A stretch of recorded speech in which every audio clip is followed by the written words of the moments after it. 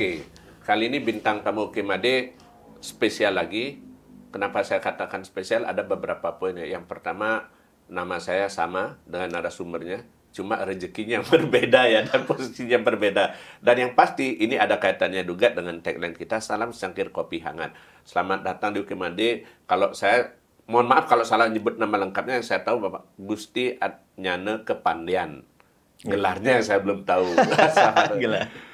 Pak Gusti, selamat datang di Kimade. Mungkin boleh diceritakan Pak Gusti, asal dari mana? Terus mungkin backgroundnya seperti apa mungkin Pak Gusti? Biar orang ini, karena yang sekali ini yang jelas bukan penyanyi, bukan lebih banyak mungkin orang di balik layar tepatnya. Silakan Pak Gusti. Selamat siang Pak De. Nama lengkap yang Gusti Gede Adnyana Kepandian. ST sih. Sarjana teknik ya berarti. Sarjana teknik. Dulu berarti tekniknya ngambil yang teknik industri. Oh, teknik industri. Teknik industri di salah satu universitas di Surabaya, Pak De. Berarti tapi awal bergeraknya ketika memilih sarjana industri, teknik industri ini kan targetnya waktu itu cita-citanya mau jadi apa Pak Gusti? Kalau dulu kebetulan aja Pak De. Kepinginnya sih jadi arsitek sebenarnya. Cuman nggak tahu kenapa bisa jatuhnya ke teknik industri gitu Pak De. Awalnya mau arsitek, jatuh ke teknik industri. Teknik industri. Tapi waktu kuliah di teknik industri ya awal-awal kurang ini ya Pak De ya, kurang nyaman ya. Tapi setelah semester 3 gitu udah merasakan menikmati dan menyenangi teknik industri itu Pak De. Itu. Nah, ini kaitannya kemudian dengan profesinya Pak Gusti. Ini mungkin kalau dapat saya sampaikan secara sepintas, Pak Gusti ini kan lebih banyak boleh dibilang sebagai entrepreneur ya, boleh dibilang wirausaha. Walaupun awalnya sempat bekerja di industri, cuma industrinya kalau nggak salah awalnya dari, nah ini mungkin Pak Gusti bisa ceritakan dulu sampai nanti kita berurutan ya. Awalnya dari clothing, terus kemudian bisa ke industri kopi. Nah, gimana ceritanya tuh Pak Gusti? Artinya dari teknik industri sampai larinya ke clothing. Ya, dari lulus teknik industri dulu di Surabaya, yang sempat kerja sebentar di perusahaan alat berat gitu di Surabaya. Habis itu karena mungkin tiang anak laki kan biasa orang Bali ya, anak laki satu-satunya disuruh balik sama orang tua. Akhirnya tiang bekerja di Mama Enleon. Nah, yang ditaruh di Mama Enleon Tekstil Pak di Tabanan. Di Samsang. Di Samsang, 2 tahun di sana. Yang jadi factory manager Pak manajer pabriknya. Jadi di sana tiang banyak pengalaman dari perajutan kain, pertenunan, pewarnaan kain. Nyambung lah dikit dengan ya pasti nyambung Pak De. Industri memang begitu. Betul. Industri kan lebih ke manufacturingnya Pak De. Pengolahan bahan baku sampai barang jadi gitu. Nah, di situ yang sekitar 5 tahunan Pak De. Di Mama Leon sampai yang pegang marketing, manajer marketingnya gitu. Nah, dari situ yang masih muda waktu itu, masih umur 27 tahun. Mencobalah bisnis sendiri Pak De. Yang buat pabrik sendiri. Namanya Info Bali Tekstil sampai sekarang. Kantornya di Gunung Seputan. Gitu di tekstil gitu. Tekstil, ya kita mensuplai garmen-garmen ekspor, bahan bakunya, terus proses penyempurnaannya seperti pewarnaan, finishingnya, printing segala macam itu Pak De. Nah itu kalau itu pas ketika lagi berarti kurang lebih kalau saya dapat tangkap waktunya itu kan sekitar akhir 90-an sampai 2000-an awal ya berarti. Iya, 2000 awal. Ketika garment lagi boomingnya gitu. Ya. Jadi tiang sempat juga membesarkan Balitek yang sudah istilahnya bahasanya nyerendeng gitu. Terus tiang kasih kerjaan banyak. Akhirnya bisa bangkit lagi. Tapi di tengah jalan tiang lebih memilih membuat sendiri pabrik gitu. Nah itu kalau boleh tahu Pak Gusti, ini kaitannya mungkin ketika dengan kalau dua orang nanya kan biasanya anak kecil dia nanya cita-cita jadi apa gitu. Pak Gusti ini memang dari kecil itu memang kepingin jadi pengusaha, memang punya jiwa pengusaha atau seperti apa mungkin Pak Gusti? Nggak ada Pak De. Kalau jiwa pengusaha nggak ada yang sebenarnya. Yang lebih ke seni sebenarnya. Senang lukis, senang main musik gitu. Tapi malah pilihannya ke industri dan jadi pengusaha gitu ya? Iya, jadi tapi ya berjalan begitu saja Pak De. Gitu. Pak Gusti asli dari Sanur Pak De. Dari Sanur, asli Sanur. Asli Sanur. Berarti sukanya musik, seni, tapi malah jatuhnya ke usaha industri, gitu, industri. Kalau usaha ya kebetulan aja Pak De. Mungkin setelah bekerja bosan terus kepingin mencoba mandiri ya sampai sekarang gitu Pak De. Kalau boleh tahu Pak De, ini kan banyak sampai sekarang pun orang masih menyarankan ya, generasi muda sekarang kan selalu dipesankan katanya bahwa jangan hanya jadi karyawan, jangan jadi buruh, tapi jadilah pengusaha. Selalu orang didorong jadilah entrepreneurship sebanyak-banyaknya. Kalau menurut Pak Gusti sendiri, susah atau gampang nggak itu jadi pengusaha Pak Gusti? Karena barangkali kan jargonnya nggak mudah aja kita bilang bahwa ayo jadi entrepreneurship. Sama-sama aja Pak De, sama-sama aja. Karena Tiang pernah jadi karyawan dan sampai sekarang juga jadi pengusaha gitu Pak De. Dua-dua jalan itu pernah. Tiang pernah ngurusin Banyu Artis selama 10 tahunan. Terus sekarang jalan Tiang juga punya usaha pada saat yang bersamaan, Info Bali Tekstil itu. Jadi kesulitannya sama-sama saja Pak De. Jadi karyawan dengan jadi pengusaha sama saja. Risikonya juga beda ya pasti. Yang paling enak itu kan jadi karyawan di perusahaan besar Pak De, yang gajinya besar. Itu tanggung jawabnya lebih lebih menantang gitu daripada dibilang ya. Kalau jadi pengusaha cenut-cenutnya kan awal bulan Pak De, gaji. Kalau karyawan enaknya di awal bulan malah sebaliknya. Tapi kalau Pak Gusti mungkin ini kita mungkin ngomongin soal usaha dulu. Kalau Pak Gusti sendiri ya ini kan anak-anak generasi sekarang yang disebut Gen Z segala macam kan masih banyak yang gamang kadang Pak Gusti. Mereka berpikir mau jadi pengusaha, takut ini, takut itu dan segala macam, mau nyari kerjaan susah. Nah, Pak Gusti punya tips nggak atau barangkali punya semacam saran nggak? Kalau Tiang sih ini pengalaman pribadi ya Pak De. Berani itu nomor satu Pak De. Usaha pun seperti itu, harus kita berani jalankan. Nanti pasti akan ketemu masalah. Dari masalah itu kita bisa lebih kuat Pak De. Gitu. Menurut Tiang. Berani dulu. Kerja pun begitu sebenarnya. Kerja kan kita tujuan kita bekerja? Satu pasti mendapatkan income yang bagus. Betul. Kan gitu. Yang kedua juga mendapatkan posisi kan. Nah, di perusahaan juga kita pasti menemukan banyak rintangan kan gitu Pak De kan, kendala.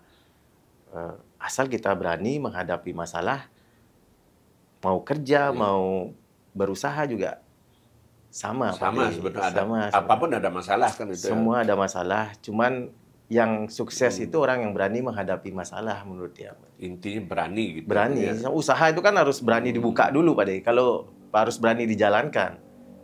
Pasti akan ada masalah. Masalah itu yang membuat kita lebih bertahan, lebih artinya berpikir untuk bisa tetap survive itu kan gitu. Tapi kalau Pak Gusti sendiri ya mungkin kalau dihitung-hitung udah 20 tahun lebih ya jadinya di usaha ya.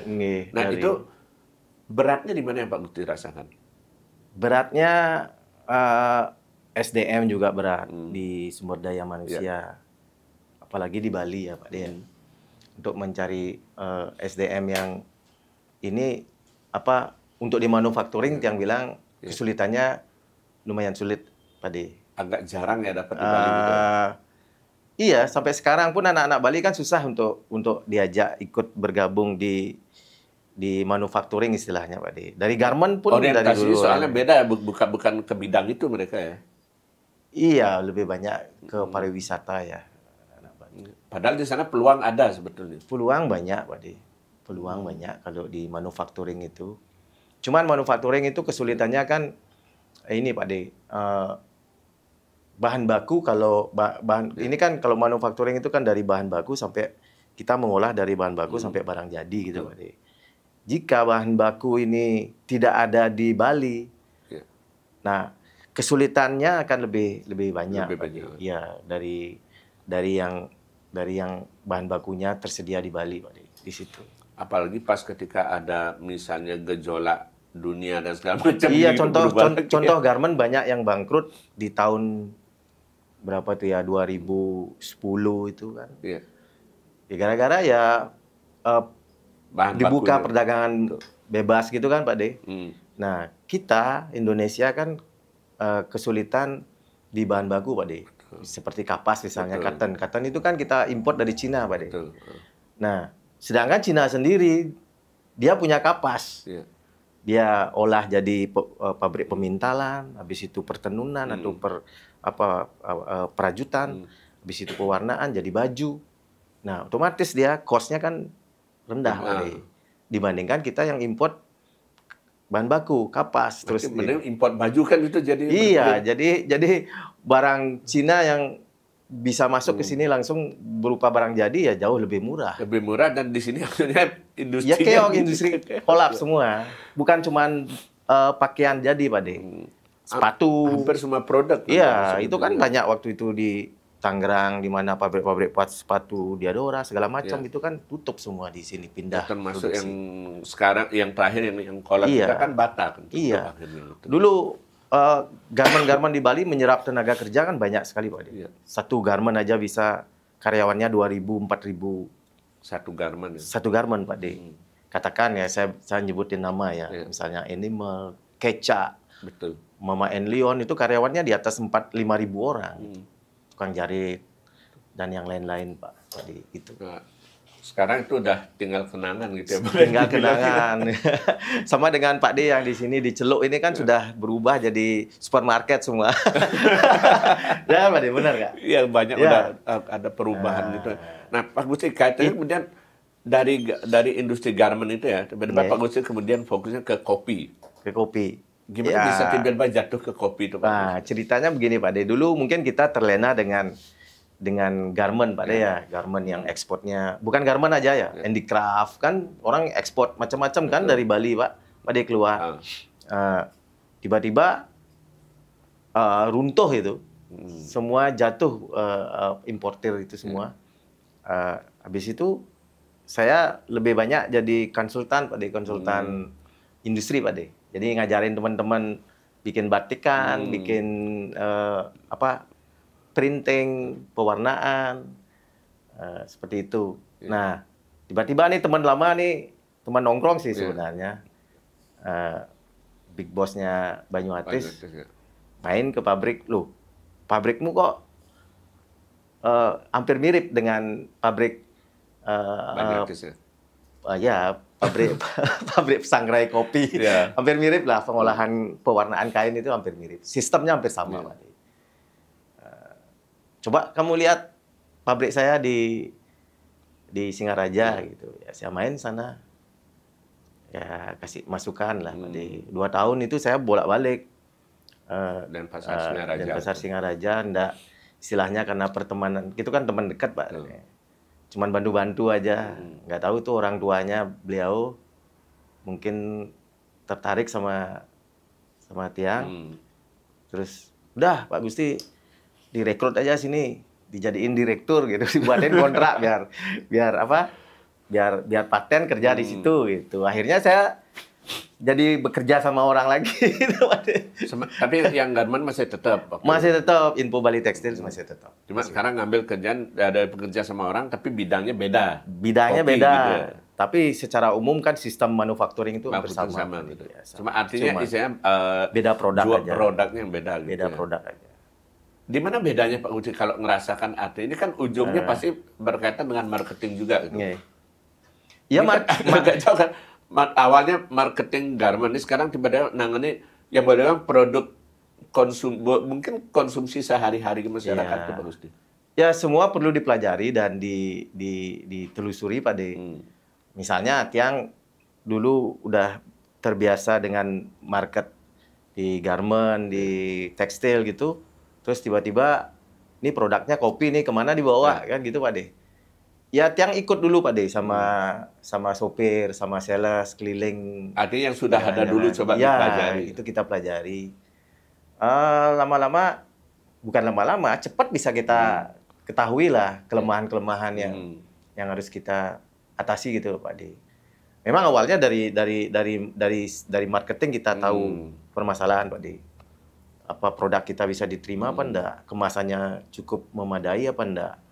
Sistem yang kita berikan pemasarannya juga ya bisa diterima sama pasar apa enggak kan gitu Pak De. Itu.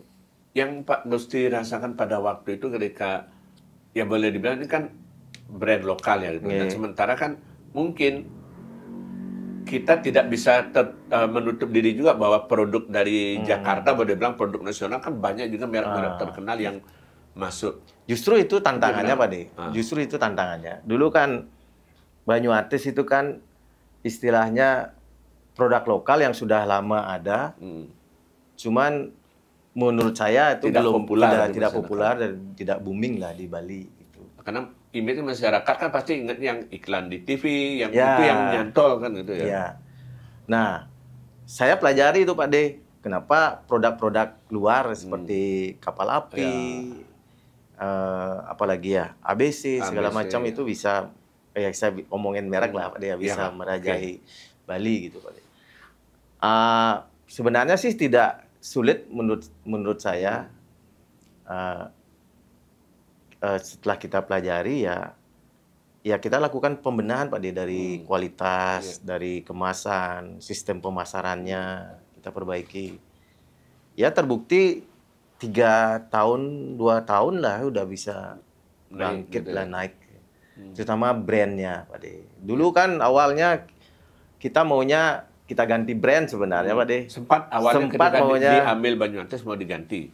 Iya, mau banyak masukan dari teman-teman karena mungkin brandnya kurang ngangkat. Saya disaranin kurang anak sekarang ada mungkin kurang seksi gitu ya. Iya, kurang masuk di milenial gitu. Gimana dibuat brand baru aja atau bagaimana? Tapi saya masih berpikir, kayaknya masih bisa diangkat lah. Nah, saya mutusin untuk bicara sama owner, sama bapak beliau, Pak England namanya beliau.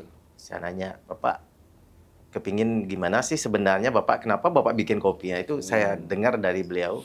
Jadi saya mutusin, ternyata ini bisa kita angkat, malahan bisa jadi sesuatu yang besar menurut saya. Dipertahankan. Gitu. Caranya bagaimana ya? Ya saya angkat nama Banyuatis itu. Jadi di setiap produk kita saya tulis di situ bahwa Banyuatis adalah daerah penghasil kopi yang bagus di Bali gitulah, yang terbesar di Bali gitu Pak. Kita isi tulisan gitu. Jadi akhirnya tertanam di pikiran orang bahwa Banyuatis itu daerah kopi gitu Pak De. Nah, padahal sebenarnya kan di situ tidak terlalu banyak ada kopi. Kopinya itu dari Kintamani, dari Pupuan malah. Iya. Itu Pak De. Tapi itu yang disebut barangkali ilmu marketing ya gitu ya. Iya, bagaimana membranding sesuatu itu kan gitu ya. Nah, terus kemudian kita langsung persingkat ya Pak Gusti. Dari Banyuatis kemudian Pak Gusti itu ceritanya kan banyak dibantu sama teman-teman musisi kan Pak De. Ya, karena dengan musisi kan. Ya, karena gaulnya di teman musik sama motor ya kita ajak ya beli jun segala macam. Itu akhirnya gimana Pak Gusti ngelihat keterkaitan ya ini mungkin barangkali bukan hanya kopi ya, produk lain pun barangkali bisa dikawinkan ya dengan musik atau apa. Gimana Pak Gusti waktu itu kepikiran ini kayaknya kalang komunitas musik ini kayaknya bisa dirangkul gitu misalnya. Iya. Sebenarnya kan semua komunitas bisa mengangkat suatu produk Pak De, komunitas apapun ya Pak De. Tapi yang paling gampang mungkin untuk dikomunikasikan kan pemusik Pak De. Mereka sudah punya masa segala macam gitu. Dan itu pun proses memilih zaman tahun 2000 berapa tuh ya, 14 2015 saya lupa itu. Kan belum ada media sosial terlalu ini Pak. Belum gitu. Belum ada kan untuk memilih teman-teman yang musisi yang pas untuk jadi brand ambassador. Dulu kan istilahnya brand ambassador Pak. Itu aja saya mikirnya lumayan lama Pak De, untuk milih. Ada beberapa kandidat lah artis Bali yang saya ini. Akhirnya milih bisa. Gitu. Iya, akhirnya saya pilih Bli Jun Bintang karena saya pikir dia paling pas dengan kopi. Dari segi umur pada saat itu Pak De. Umur aktivitasnya. Terus kalau sekarang istilahnya endorse ya, bukan BA lagi ya. Iya. Tapi Pak Gusti akhirnya setelah boleh dibilang ya sekian lama dalam Banyuatis, akhirnya kemudian ya mungkin boleh dibilang ya artinya udah cukup pengabdian di Banyuatis, kemudian membuka brand sendiri, Indonesia masih ada. Orang dulu masih bertanya Pak Gusti ketika saya bilang, ada brand Indonesia masih ada. Orang kok jauh ya, kayak biasa kalau kopi kan dekat misalnya, kopi ini. Indonesia masih ada, kok seperti bukan nama kopi. Gimana kepikiran itu Pak Gusti?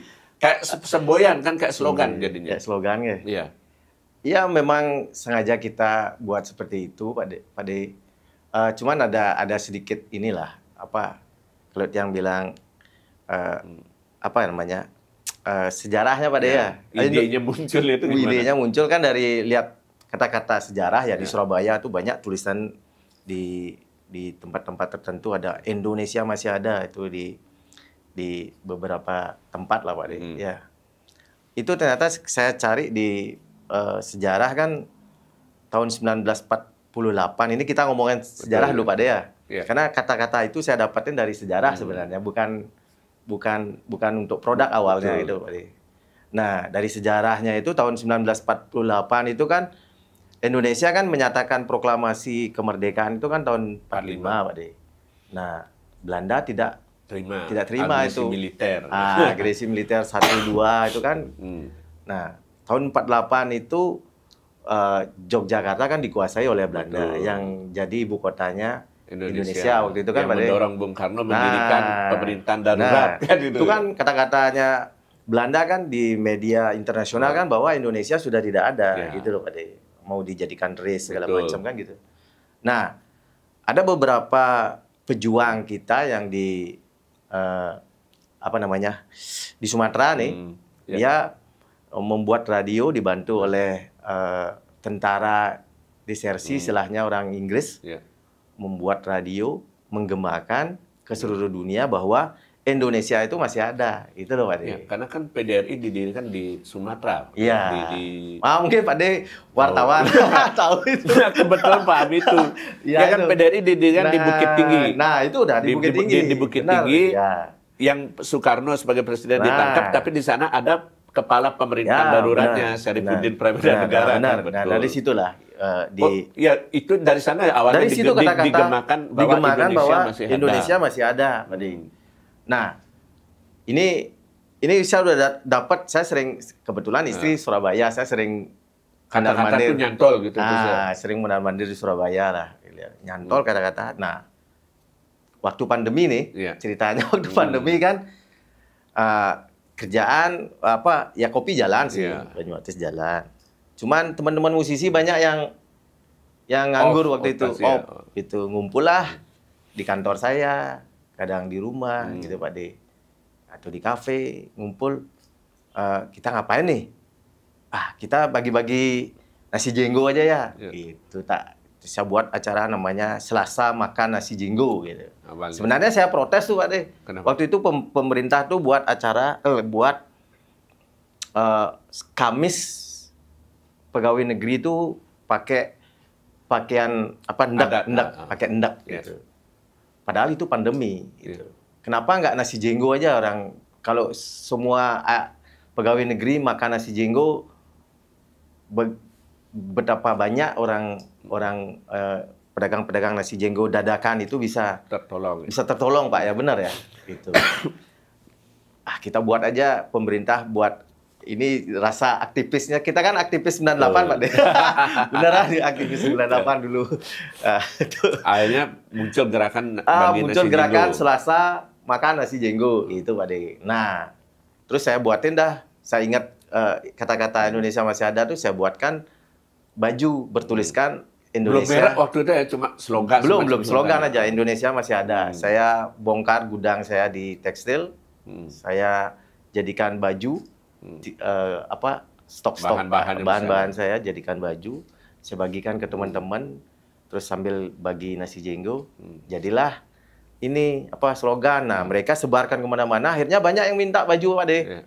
Bahkan beli Pak De, sampai ke Papua, ke mana tuh, Maluku, mana-mana nih. Saya kirim baju, ada 600, hampir 1000 pieces tuh. Kejual kemana-mana. Kejual akhirnya. Nggak disangka malah jadinya. Iya, terjual jadinya.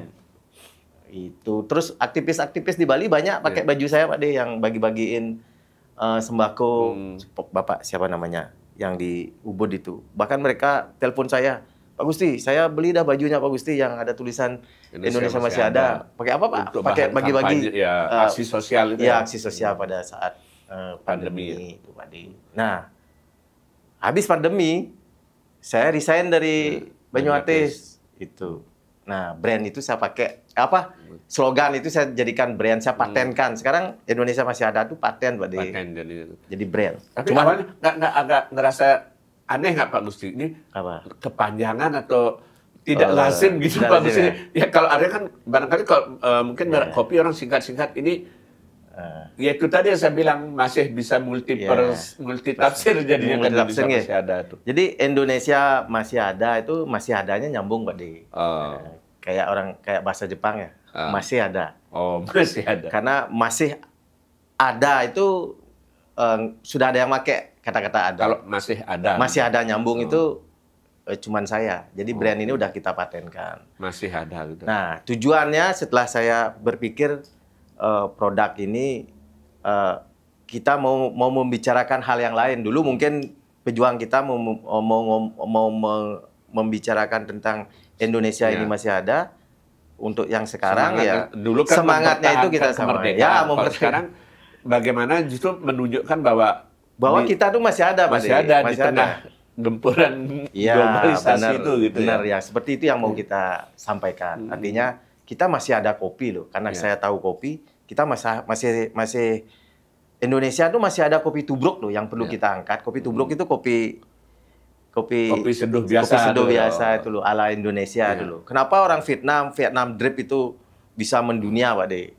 Semua orang tahu yang pakai saringan itu namanya Vietnam drip gitu loh. Padahal di mana-mana ada. Padahal di mana-mana ada itu Pak De, itu loh. Nah, kita yang simpel-simpel aja yang karena saya tahu basicnya, tahunya di kopi kita jadikan Indonesia masih ada Indonesian coffee gitu Pak De. Ini kata-katanya Indonesia. Jadi adanya sambil bisnis ada juga semangat nasionalisme di dalamnya gitu ya. Iya, makanya for nationalism gitu Indonesia masih ada gitu Pak De. Nah, kalau Pak Gusti ngomongin soal kopi gitu. Ini kan ada belakangan yang mungkin beberapa tahun belakangan ini masih banyak masyarakat terutama yang dari kalangan muda mungkin dulu berpikiran kopi itu hanya untuk orang tua. Tapi sekarang anak-anak muda ABG pun banyak yang ngopi. Itu kan justru malah menjadi semacam gaya hidup mereka Pak Gusti. Gimana Pak Gusti melihat fenomena itu mungkin bahwa tapi kan yang beda kopinya. Kalau anak-anak sekarang kan kenalnya sudah yang variannya banyak kan yang misalnya cappuccino, latte dan segala macam lah gitu. Justru tantangan kita ini Pak De. Anak-anak sekarang suka ngopi kan bagus Pak De. Jadi karena kopi itu bahan bakunya juga ada kan seperti yang saya jelasin tadi kan, kita nggak perlu repot-repot cari kopi ke Cina gitu Pak De kan. Ya, di Indonesia banyak. Iya, di Indonesia banyak. Pasti industri kita pasti akan menang kalau kopi bisa diangkat kan itu Pak De. Justru itu positif buat yang. Cuman masalahnya sekarang kan ditambah sedikit edukasi ke anak-anak muda bahwa yang harus kamu minum itu kopi yang seperti apa. Itu yang harus dijelaskan. Bukan hanya sekedar tren dan gaya hidup kan gitu, tetapi manfaat kopi. Manfaat kopi buat kesehatan. Gitu. Nah, ngomongin manfaat Pak Gusti, kalau mungkin Pak Gusti ini pasti pakai udah pasti tahu gitu. Itu kan kalau orang bilang kopi itu ini banyak cerita. Yang pertama Pak Gusti, misalnya saya seringkali kalau ngobrol sama teman, sama mahasiswa, dia bilang saya ngopi, dia bilang pagi-pagi saya pasti ngopi dan salam cangkir kopi hangat. Tiba-tiba Dana, Pak nggak takut asam lambung Pak, nggak takut mah Pak. Nah itu kan persepsi orang pertama gitu Pak Gusti. Kalau jangan banyak ngopi nanti asam lambung naik. Itu mitos seperti itu. Gimana Pak Gusti ngeliat itu? Ya, jadi kopi sangat ditentukan oleh treatment, Pak De. Ya. Treatment itu pengolahan kopi itu sendiri. Jadi seperti salah satu contoh misalnya Pak De bicarakan tadi masalah asam lambung gitu kan. Ya, asam lambung itu kan karena kopi yang kita minum asidnya terlalu tinggi, Pak De. Kadar asamnya. Ya. Sebenarnya orang tua kita dari dulu sangat pintar mengolah kopi. Yang tradisional. Yang tradisional, Pak De. Mereka setelah panen, setelah dikeringkan, kopi kan tidak langsung dikonsumsi, Pak De. Tidak langsung disangrai sama mereka, tapi disimpan, Pak De. Minimal setahun loh, Pak De, kalau kopi Robusta itu. Tujuannya apa? Bagusnya gitu ya? Iya. Makanya ada istilahnya kopi let, Pak De. Kopi let. Let lama ya? Let itu lama, istilah bahasa Balinya. Nah, itu tujuannya untuk mengurangi kadar asam, Pak De. Sehingga aman dikonsumsi. Lambung kita tidak masalah jadinya. Justru berarti malah kebalik ya, kalau orang berpikir bahwa kopi ini masih fresh dipakai sana, malah nggak begitu ya. Freshnya kopi itu kan setelah di roasting, Pak De. Bukan setelah dipanen. Beda ya, karena ya pemahamannya beda. Ya. Karena dia kan kopi yang dipakai kan biji kopi, Pak De, bukan daging kopi. Bijinya kopi gitu. Berarti justru malah yang kalau mau nyari baiknya itu disimpan dulu gitu sebetulnya. Ya, disimpan untuk mengurangi kadar asam dan tingkat mantapnya beda, Pak De. Kalau kopi yang kesimpan. Artinya yang baru kering langsung diolah akan berbeda. Berbeda rasanya dengan yang disimpan lama. Nah, yang problemnya kan gini Pak Gusti, kalau apalagi di perkotaan, orang udah nggak berpikir nyangrai sendiri segala macam, mereka beli kopi paling tidak kopi bubuk yang sudah ada. Nah, gimana kalau mungkin membedakan yang kadar asamnya tinggi dan rendah itu gimana Pak Gusti? Ada nggak tipsnya itu? Kalau yang sudah dibubuk mungkin sulit, Pak De, ya. Kecuali kita sudah minum ya. Iya, betul. Atau orang punya alat tes kan nggak mungkin, Pak De. Setiap mau minum kopi dites gitu kan nggak mungkin. Sebenarnya kan gini, Pak De. Kopi itu kan ada empat tingkatan lah istilahnya. Jadi kopi-kopi yang grade 1 lah atau KW1 itu kan kebanyakan kopi yang bijinya memang bagus, terus yang dipanen dari atau yang dipetik merah itu, Pak De. Itu kebanyakan udah keluar nih.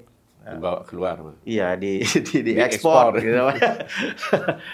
Nah, yang grade 2 banyak dipakai di hotel-hotel di sini, di kafe-kafe gitu, Pak De. Jadi masih dalam bentuk biji. Nah, kalau dalam bentuk biji kan kita masih tahu, Pak De. Bahwa yang kita minum itu kadar asamnya itu seperti apa? Iya, kadar asam dan memang kopi murni, Pak De. Kita ngomongin kopi murni dulu, Pak De. Kelihatan kan? Masih bentuk. Iya kan masih bentuk itu yang mau kita grinder atau mau kita tumbuk sendiri. Itu yang jelas itu asalnya dari memang kopi murni. Nah, terus ada yang grade 3. Grade 3 mungkin dari kopi murni tapi kan kopi dari yang pecahan, yang mungkin yang susut karena dia tidak kopi dari hasil petik merah, Pak De. Itu. Jadi dibuat bubuk kan orang tidak tahu, Pak De. Nah, yang grade 4 ini yang berbahaya, Pak De, kan kopi dicampur macam-macam, Pak De, yang kita tidak tahu. Biasanya paling banyak dicampur apa, Pak? Yang paling umum? Yang lumrah kan jagung, Pak De. Jagung. Sebenarnya jagung sih tidak ada masalah sebenarnya ya. Orang tua kita dulu juga mencampur kopi dengan jagung ya. Istilahnya kalau bahasa Balinya lebih nyangluh kopinya. Itu Pak De. Cuman kan belakangan lebih banyak orang mungkin kopi-kopi bukan kita giniin merek atau masalah harga juga, Pak De, ya. Yang banyak dipakai kan sisa sortiran kopi kayak kulit kopi, ranting kopi gitu, Pak De. Itu dipakai juga? Disangrai ya, dijadikan dicampur. Dibuat bubuk gitu. Itu kita. Itu yang bahaya gitu. Nah, itu kita ya jelas berbahaya. Kita yang kita minum bukan biji kopi, itu kulit kopi. Maka persentase kadar kopi jadi rendah sekali sebetulnya gitu. Ya rendah, enggak ada manfaat buat tubuh kita kan. Pak De ngantuk, Pak De pernah Pak De minum kopi tetap ngantuk? Berarti kalau minum kopi tetap ngantuk? Mungkin saja Pak De minum kopi yang tidak ada kafein. Iya, bisa saja gitu. Itu berarti kalau secara normalnya memang betul Pak Gusti ya, Bapak. Kalau misalnya kopi yang bagus diminum itu dapat setidaknya mengurangi ngantuk gitu ya. Ya, kalau minum kopi yang bagus itu kan 4 cangkir, Pak ya. Menurut penelitian ya. 4 cangkir sehari. Asal jangan lewat sampai jam 5 ya. Karena dia reaksi kopi itu kan 8 jam, Pak De. Nanti Pak De nggak bisa tidur kan. Terutama Robusta nih. Lihat metabolisme tubuh juga ya. Sebetulnya. Ya, jadi kalau kopi tidak ada manfaatnya, ya paling tidak ya. Yang paling kita rasakan kan ngantuk, Pak De. Terutama Robusta loh. Robusta itu karena kadar kafeinnya tinggi, 50%, 60% lebih tinggi dari Arabica. Kebalik ya malah ya? Iya, Robusta lebih tinggi, Pak De. Dibandingkan Arabica. Makanya kalau Pak De minum kopi malam, Arabica diminum, nggak apa-apa, Pak De. Nggak ada, kafeinnya rendah, Pak De. Sebaliknya kalau Robusta malam? Nggak bisa tidur, Pak De. Nggak bisa tidur malam. Iya, kalau Robusta itu bagusnya pagi. Nah, makanya minum kopi pun harus kita tahu kopi apa yang kita minum, Pak De. Itu. Ya kan? Kalau Pak De minum malam-malam, ajak teman ke kafe dan segala macam, Pak De minum Robusta, Pak De nggak bisa tidur kan, susah tidur gitu. Iya. Ya, itu berarti kalau secara umum Pak Gusti menyebut Robusta dan Arabica itu. Di mana perbedaannya Pak Gusti? Selain soal kadar kafein tadi mungkin. Varietas kan sudah berbeda, Pak De. Jenis tumbuhannya berbeda. Tempat tumbuhnya juga berbeda. Manfaatnya juga berbeda, Pak De. Manfaatnya karena kadar kafeinnya berbeda gitu. Kalau Arabica lebih ke fruity dia, Pak De.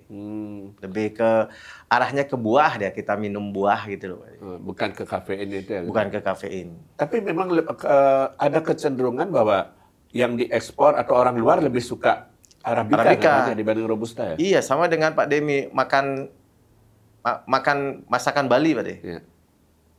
Orang bule dikasih lawar nggak bisa dia kan, benar nggak? Dia minta saus tomat, gitu kan? Iya, Arabica tuh saus tomat, bukan tomatnya, bukan lawarnya, bukan bakso genopnya itu, gitu loh, Pak De. Itu bedanya. Tadi Pak Gusti ada nyebut manfaat kopi, Pak Gusti. Nah ini barangkali ya teman-teman yang masyarakat juga banyak yang belum paham, apalagi sekarang begitu mudah ya kita ketemu banyak informasi di gadget. Dan itu pada berbeda, Pak Gusti. Di satu sisi ada mengatakan kopi itu bagus untuk kesehatan. Katanya untuk mengurangi mengurangi melemahnya daya ingat, katanya segala macam. Tapi ketika buka kesempatan lain, artikel lain malah mengatakan hati-hati ngopi dapat menyebabkan ini. Sebetulnya manfaatnya yang benar yang mana, Pak Gusti? Kalau saya lihat sih dari masa ke masa hasil penelitian itu berbeda, Pak De. Kalau dulu mungkin orang cenderung sinis dengan kopi. Ya, itu mungkin karena kopi tidak se-booming sekarang, Pak De. Jadi orang tidak terlalu mendetail. Gengsinya dulu nggak begitu ya. Tidak mendetail untuk merisetnya kan gitu, Pak De. Nah, kalau sekarang manfaat kopi kan memang Pak De aja rasakan coba. Minum kopi asal kopi murni lah, Pak De. Jangan kalau bisa Pak De jangan mencampur kopi dengan gula atau susu segala macam. Kalau minum kopi murni manfaatnya pasti jauh, Pak De. Jadi energi kita lebih bagus karena apa? Karena dia bisa mendorong apa istilahnya gini, darah kita pembuluh darah kita memperlebar pembuluh darah kita. Jadi fungsi jantung kita lebih bagus. Sama fungsi hati itu sama, Pak. Dengan catatan itu tadi ya tidak dicampur banyak dengan gitu. Makanya yang salah sekarang di masyarakat kan kopi tidak ada manfaatnya atau kopi merusak kesehatan. Gitu. Mungkin seperti yang saya jelaskan tadi, mungkin kopi yang salah. Iya, kopi yang salah. Kalau mau sehat, beli kopi yang murni, yang masih utuh bijinya itu, bisa dicek ya. Atau kalaupun yang bubuk, tapi yang memang KW1 gitu. Iya. Kalau bubuk kan saru, Pak De. Tahu apa enggak kita kan? Biarpun dibilang KW1 bisa jadi kita nggak tahu kita kan. Ya kalau biji kan udah pasti kan. Jadi, ditumbuk sendiri gitu. Nah, Pak Gusti itu ngomong soal tadi Pak Gusti bilang bahwa kopi itu kalau dicampur juga itu yang dapat mengurangi bahkan berbahaya. Bagaimana dengan varian kopi, Pak Gusti? Kayak sekarang kan mungkin misalnya tiba-tiba dicampur dengan kopi saset, kopi saset dicampur dengan foam, dicampur dengan apalah segala macam sehingga menghasilkan yang saya sendiri nggak hafal nama-nama varian-varian kopi itu kan banyak banget sekarang Pak Gusti. Iya, pasti akan berkurang Pak De, manfaat kopi itu karena kan berapa persen sih kita kandungan kopinya di dalam satu saset ini. Ya kita jangan ngomong saset lah, kita ngomongin kopi cappuccino segala macam itu kan. Oh, udah diisi macam-macam kan. Iya, pasti akan manfaatnya berkurang Pak De. Itu. Artinya kita harus bisa memisahkan dan memilah berarti Pak Gusti kalau memang mau cari manfaat kopi yang seperti apa gitu kan. Iya. Nah, itu kalau misalnya banyak kasus juga Pak Gusti, orang mengatakan bahwa tadi Pak Gusti ikut 4 cangkir kopi segala macam. Idealnya itu memang segitu Pak Gusti. Biar nggak berlebih. Ya, jangan lebih dari situ. Itu kan penelitian secara umum, Pak. Betul. Ya, mungkin 1 cangkir itu Pak De berapa gram kira-kira buat kopi? Ya paling 8 sampai 10 gram lah. Ya paling sehari maksimal 2 cangkir misalnya. Ya, 1 cangkir itu kan isi kopinya paling sekitar 8 sampai 10 gram lah. Kopi murni loh, Pak. Iya, kalau kopi murni. Mungkin ada yang suka gula lagi paling 11 gram gitu lah. Setengah ya, satu-satu ya paling orang bisa kopi kan, Pak De. Nah, manfaatnya dalam 1 cangkir itu kan baru membuat energi kita, bukan energi sih, ada rasa kan belum maksimal gitu. Kalau 4 menurut penelitian itu sudah bagus, sudah maksimal. Manfaatnya terasa di tubuh kita. Oke, berarti tergantung kembali lagi ke di awal tadi treatmentnya seperti apa gitu. Ya, benar. Kalau nah ini mumpung ngomong kopi lagi, saya jadi di Indonesia kan banyak Pak Gusti jenis kopi kan dari Sabang sampai Merauke ada dan segala macam. Kalau yang pernah Pak Gusti alami gitu, artinya rata-rata secara umum perbedaan kopi misalnya dari orang bilang kan di Aceh misalnya Aceh Gayo, terus yang di apa namanya di Lampung ada, terus kemudian yang ada di Timur apa namanya yang Merauke. Bukan di Merauke, Bajawa dan kopi Bali itu rata-rata di mana sebetulnya karakteristik itu Pak Gusti? Pasti berbeda Pak De, itu kan tergantung karakteristik tanah Pak De ya, ketinggian. Gitu. Arabica kan memang di ketinggian 1200 itu pasti bagus tumbuhnya. Nah kalau di Bali kan tekstur, kalau kita ngomong Bali nih Pak De, kan ketinggian sekian kan sedikit Pak De, nggak seperti di Aceh Pak De, di Gayo. Seperti dia, betul. Ya kan? Kopi-kopi terbaik ya memang untuk sekarang sih di Indonesia tuh kopi Gayo Aceh, Mandailing Sumatera, Kalosi Toraja, sama yang di Irian. Ketinggian daerah itu. Ya karena ketinggiannya memang otomatis Pak De. Untuk Arabica nih kita ngomong. Ya. Tapi kalau Robusta di Bali boleh gitu ya. Boleh lah Robusta. Kintamani gitu misalnya. Kintamani kan Arabica Pak De. Arabica iya, Pupuan yang Robusta gitu. Pak De kan dari Pupuan itu kan agak rendah gitu ya. Masih bisa bagus ya. Saya baru tahu perbedaan itu ada tidak bisa, mungkin tubuh bisa, tetapi ininya apa namanya kualitasnya beda. Iya. Cuman kopi tidak tergantung juga dengan daerah Pak De, tapi cara pengolahannya. Misalnya ini kopi katakan dari Mandailing gitu. Kualitas kopinya bagus, tapi pengolahannya nggak benar. Ya, pengolahannya mungkin nggak benar kan. Akhirnya jadi kopi yang tidak enak juga gitu. Tidak ada manfaatnya juga gitu kan, bisa juga. Tapi ada nggak kalau orang mengatakan bahwa misalnya tadi mumpung nyebut soal dampak kopi itu, ada mengatakan sugesti kan tuh kopi semerana singkiat enggak juga Pak De, bukan sugesti, memang faktanya begitu. Memang fakta. Yang salah itu kan dia salah minum kopi, bukan kopi diminum gitu Pak De. Yang dibilang tadi ampas gitu ya. Bukan ampas, kulit kopi Pak De. Kulit kopi, batang-batang kopi itu loh disangrai loh sama orang. Kemudian ditambah aroma kan itu jadi. Ya, bahkan ada yang menambahkan. Nah, kalau Pak De pernah minum kopi terus bau kencing Pak De berbau, itu berbahaya Pak De. Itu kan ada kandungan kimia yang dimasukin situ. Iya, sama seperti kalau kita habis minum obat kan biasanya. Kayak minum vitamin B, air kencingnya baunya agak beda. Nah, di situ jangan ngopi itu lagi Pak De. Saran saya. Saya tidak menyebutkan brand gitu. Ada Pernah, Pak Ade pasti pernah ngalamin di. Ya, itu perasa kopi dipakai. Iya, banyak. Tapi kita tidak mendiskreditkan produk, tapi artinya kita perlu mengedukasi masyarakat gitu, ya, Pak Gusti.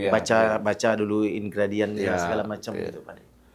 Gitu. Artinya bahwa biar artinya memang kita mendapatkan manfaat yang maksimal dari kopi dari itu kopi, kan gitu ya. Pak Gusti pernah nggak kepikiran dari pengalaman bikin kopi segala macam kayak itu, mungkin berbagi pengetahuan Pak Gusti itu mungkin apakah dengan bikin buku atau apa misalnya Pak Gusti? Belum lah, saya belum. Karena kayak cocok dokter kopi kayak cocok nih. Ilmu saya belum seberapa itu.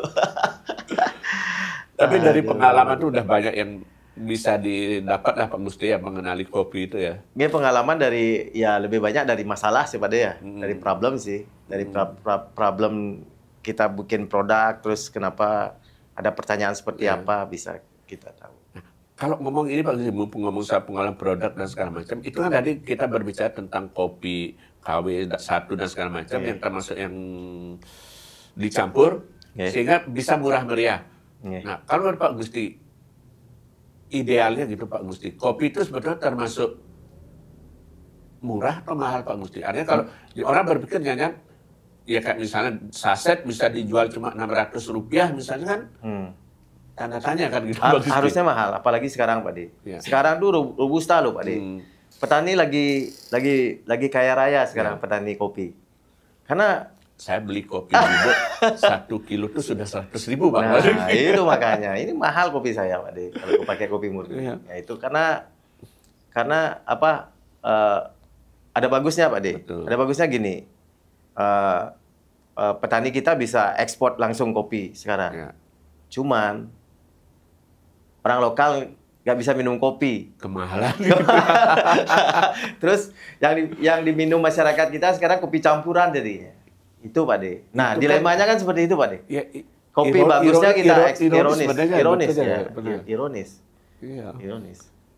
Kita bisa mengekspor, kita sendiri minum ampas. Minum ampas kopi. Sama yang lebih, ya ini mungkin paradoks juga jadi Pak Gusti. Diekspor keluar, diolah di sana, balik kita lagi. Impor lagi, kita beli mahal. Ya.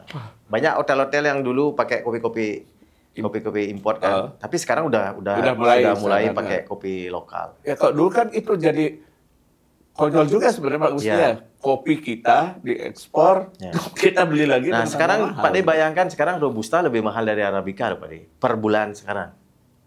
Dulu kan Arabica bisa 2 kali lipat Robusta. Bukan 2 kali lipat, bisa 4 kali lipat, 5 kali lipat. Pak De. Sekarang lebih. Sekarang Robusta lagi diminati di seluruh dunia, jadi ekspor banyak keluar. Apalagi kemarin panen agak kurang bagus ya Pak De. Susah cari kopi Robusta. Sedangkan orang lokal bisanya minum Robusta. Pak De. Kalau nggak kena Robusta, pusingnya nggak hilang gitu. Nah Pak Gusti, ini satu tip juga kalau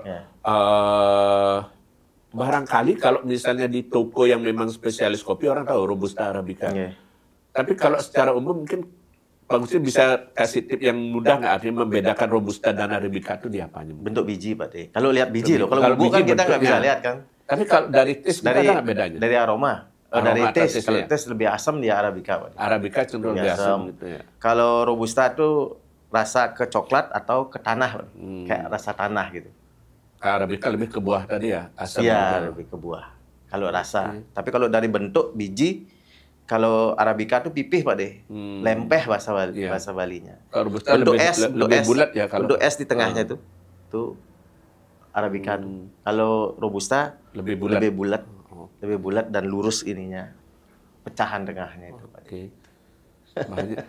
Pak Gusti, dari sekian lama berkecimpung di kopi itu boleh dibilang, kalau orang nanya misalnya apa dalam tanda kutip hasil yang sudah dapat Pak Gusti rasakan itu manfaat itu artinya berkecimpung di kopi itu Pak Gusti? Kalau bisnis saya sekarang belum ada manfaat. baru mulai baru gitu. Punya mungkin ada karyawan berapa ya 10-15 orang gitu, Pak De. Baru mulai kita baru 2 tahun ini Pak De. Brand sendiri ya brand sendiri. Yang kesulitannya kan ngangkat brand ya. Ngangkat brand itu yang sulit. Tapi lumayan kita bisa produksi sekarang 5 tonan lah sebulan. 5 tonan. Robusta maupun Arabica? Ya, dua-duanya gitu. Ekspor ada saya juga ekspor. Ya. Ada ekspor ke Cina, ke Jepang. Gitu. Oke. Nah, yang terakhir Pak Gusti, mungkin Pak Gusti bisa sampaikan nggak kepada ini kok saya jadi berpikir kayak seminar ya, ada closing statement ya. Pak Gusti mungkin bisa sampaikan ke masyarakat bahwa dalam artinya yang pemahaman yang singkat itu kita punya banyak kopi loh. Nah, seharusnya justru kita bisa menikmati kopi itu dan cara menikmatinya yang gimana itu Pak Gusti. Nah, mungkin kalau Tiang mau bicara sedikit ini Pak De ya, masalah regulasi itu mungkin yang perlu diperbaiki. Regulasi kopi itu harus diperbaiki oleh pemerintah supaya masyarakat bisa menikmati kopi dengan harga terjangkau dan berkualitas. Itu Pak De. Saya baru tahu itu berarti memang ada regulasi. Ya seperti yang kita jelaskan tadi, ekspor terlalu dibuka lebar, terus masyarakat kita minumnya kopi campuran, Pak. Campuran malah. Bahkan bukan kopi diminum. Yang kayak tadi kulit kopi kan? gitu ya. Kan tidak ada manfaatnya. Sekarang manfaat buat pemerintah apa? Ya. Mungkin karena ekspor ininya meningkat, apa segala macam. Ya. Saya nggak tahu juga kan. Nah, terus masyarakat dapatnya apa? Nggak secara umum kan nggak dapat apa. Kalau berbicara manfaat kan artinya seharusnya manfaat itu kembali ke masyarakat. Kembali ke masyarakat. Oke. Mungkin harus regulasinya mungkin dibatasi atau segala macam. Saya nggak tahu juga gitu. Atau mungkin diperketat, mungkin ya dan segala macam kan. Nah, gitu kan. Di situ sih. Nah, ini berarti termasuk salah satu perjuangan nasionalisme dari Indonesia masih ada kan itu tadi ya, bahwa kopi itu tidak hanya bermanfaat untuk satu pihak, satu kalangan, tapi untuk semua juga mendapat manfaat. Kan itu benar nggak? Siap, oke. Ya, terima kasih banyak Pak Gusti sudah bercerita tentang kopi dan segala macam. Mudah-mudahan nanti bisa kembali lagi dengan cerita yang lain ya tentang kopi. Dan tetap yang pastinya jangan lupa salam secangkir kopi hangat.